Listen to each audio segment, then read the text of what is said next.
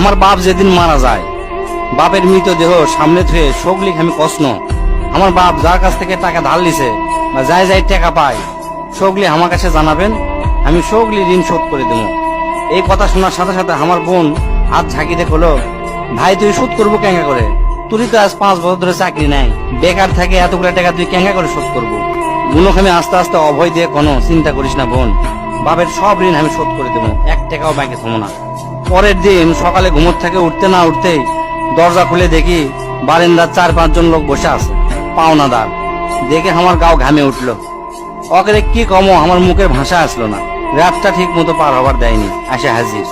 সামনে যাতে একজন খাড়া হলো, খাড়া হয়ে আমাকে করছে, আমি অমুক ব্যাংক থেকে আসছি, আপনার বাপ তার বেটা বেটির নামে 20 লাখ টাকা ব্যাংকত থুয়ে গেছে, তাড়াতাড়ি ব্যাংকত আসেন। বাদ বাকি 4-5 জন যারা আছে তারা শোকলি করছে, আমাকে সমিতিতে আপনার বাপ 20 টাকা করে জমা করেছিল, আরেকজন করছে 50 টাকা করে জমা করেছিল, আরেকজন করছে 100 টাকা করে জমা করেছিল। এলে টাকা নেওয়ার জন্য আমাকে সমিতি অফিসে আসেন। পরে সব হিসাব করে দেখি বাপ আমাকে জন্য প্রায় 37 লাখ টাকা জমি হয়ে গেছে। টাকাগুলা হিসাব করতে করতে আমার একদিন রাতের কথা মনে পড়ে গেল।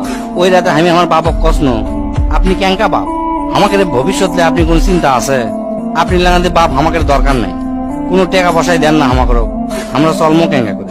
বাপ তখন মুচকি হাসে কষলো, আমি আমার সাধ্য মতোই চেষ্টা করেছি, সময় হলে সব বুঝবার পারবো। সেই দিন ওই বাপের মুচকি হাসে আমি বুঝবার পারিনি। সেই দিন রাত ঠিকই আছে, কিন্তু বাপটা আমার নাই। মাঝে মাঝে রাতের বেলা আকাশের দিকে তাকে কই, বাবা আজ পর্যন্ত তোমাকে বুঝতে পারলাম না, তোমার উপর খালি রাগই করে গেছি, কিন্তু তোমাকে জোরে ধরে কোনোদিন আই লাভ ইউ করতে পারলাম না। আজ বুঝিচ্ছি, কৃষক তুমি 1 শার্ট পরে 3 বছর পার করেছিলা, কৃষক তুমি 1 স্যান্ডেল 32 বার সেলাই করেছিলা, তোমার কাছে ক্ষমা চাওয়ার সময়টাও দিলা না। আমাকে তুমি মাফ করে দিও আব্বা, জীবনে তোমার সাথে অনেক বেয়াদবি করছি। তার কয়েকদিন পর খোঁজলে দেখি আমার বাপ কারো কাছে 1 টাকাও বাকি করেনি, 1 টাকাও ঋণ করেনি, বরঞ্চ অনেক মানুষক টাকা ধার দিছে, তারা এসে দিয়ে গেছে। তাই তোর হাত পাও ধরে কই, দোস্তরা তোকে বাপ অনেকেই বেঁচে আছে, বাপের সাথে কোনোদিন বেয়াদবি করবো না।